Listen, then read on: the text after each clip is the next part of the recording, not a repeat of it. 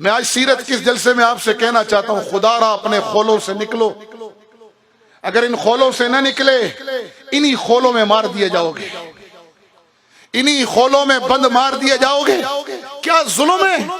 جو تبلیغ میں نکلا ہے وہ جہاد کی مخالفت کر رہا ہے، جو جہاد میں نکلا ہے وہ مدرسوں کو ٹیڑھی نگاہوں سے دیکھ رہا ہے اور کہہ رہا ہے یہ کچھ نہیں کر رہے، اور جو مدرسوں میں بیٹھا ہوا ہے وہ مجاہدین کا انکار کیے بیٹھے ہیں، اور جو جہاد میں نکل جائے وہ خانقاہوں والے سیاست والے فلاحی کاموں کا۔ یہ کیا ظلم برپا ہے؟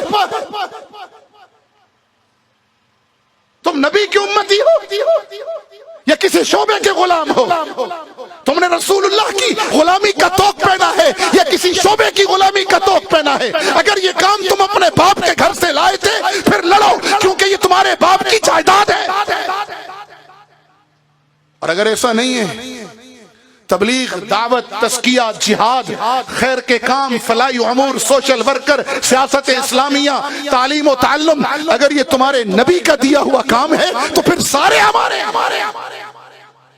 کیوں تقسیم ڈال رکھی ہے؟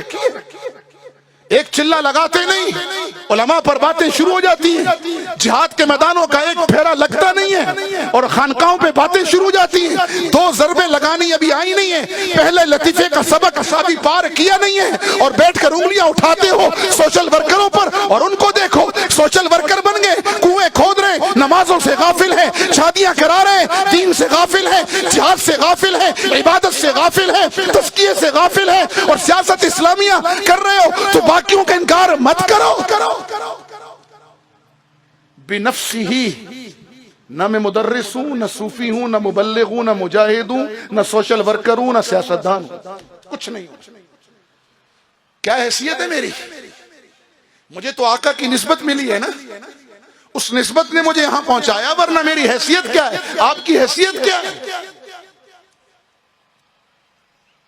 نکلو ان خولوں سے، جوڑ کے مینڈک مت بنو، تم تو رحمت للعالمین کی امت ہو، تمہیں پوری دنیا کی ہدایت اور غلبہ دین کے لیے نکالا گیا، تمہیں کہا گیا کنتم خیر امت اخرجت للناس، تمہیں کہا گیا ہے کہ لیظہرہ علی الدین کلہ، تم جوڑ کے مینڈک بنے ہوئے۔ تبلیغ اگر تمہارے باپ کا، میرے باپ کا کام ہے تو پھر لگے رہو، پھر سب کا انکار کر دو۔ جہاد باپ کے گھر سے لے کر آئے ہو تو سب کا انکار کرو، ایسا نہیں ہے۔ میں مجاہد اس لیے ہوں کہ میرا نبی مجاہد اعظم تھا، میں مبلغ اس لیے ہوں کہ بلغ ما انزل الیک من ربک، یہ آیتیں میرے نبی پہ نازل ہوئی ہیں، میرا نبی مبلغ اعظم تھا۔ میں تزکیہ اس لیے کر رہا ہوں اور کرا رہا ہوں کہ میرے نبی کی ذمہ داریوں میں تھا، وَيُزَكِّيهِمْ، جی ہاں میں خدمت خلق اس لیے کر رہا ہوں کہ میرے نبی نے فرمایا تھا خیر الناس من ينفع الناس۔ میں سیاست اسلامیہ میں اس لیے نوکر بن کے چلتا ہوں اپنے اکابر کا کہ میرے نبی نے تخت مدینہ پر بیٹھ کر سیاست اسلامیہ کی بنیاد ہی نہیں رکھی، کر کے دکھائی ہے۔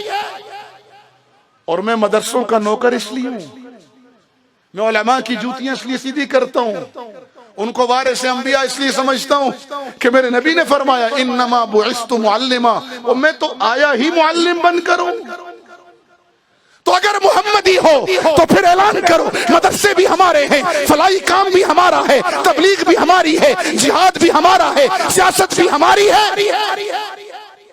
اگر تبلیغ سے انکار کرو گے گمراہی پھیلے گی، دعوت کا کام چھوڑ دو گے گمراہی پھیلے گی، اور اگر تعلیم و تعلم کا کام چھوڑ دو گے تو امت میں قصے کہانیاں رہیں گی، رسوخ فی العلم اور سندیں ختم ہو جائیں گی، پھر زال اور مزل ہوں گے۔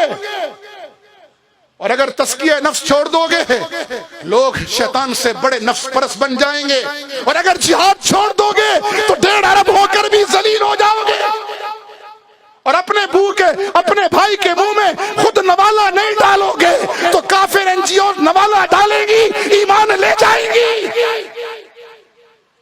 اور اگر سیاست اسلامیہ کے علم برداروں کے ساتھ نہیں چلو گے تو تمہاری اجتماعی قد کو، کمیونٹی کو بدترین نقصان سے دوچار ہونا پڑے گا۔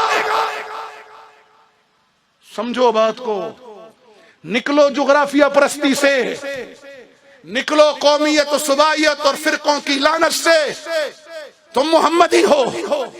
جنگ عظیم دوم میں 1 करोड़ काफिर ने मारा। जर्मन ने फ्रांस को मारा, फ्रांस ने जर्मन को मारा, जी हाँ, इसी बर्तानिया ने जापान को मारा, इसी जापान ने अमेरिकी बेड़ों के अंदर अपने जहाज डालकर बेड़े तोड़े, और इसी अमेरिका ने फिर जापान पर एटम बम मारा। 1 करोड़ काफिर के हाथों।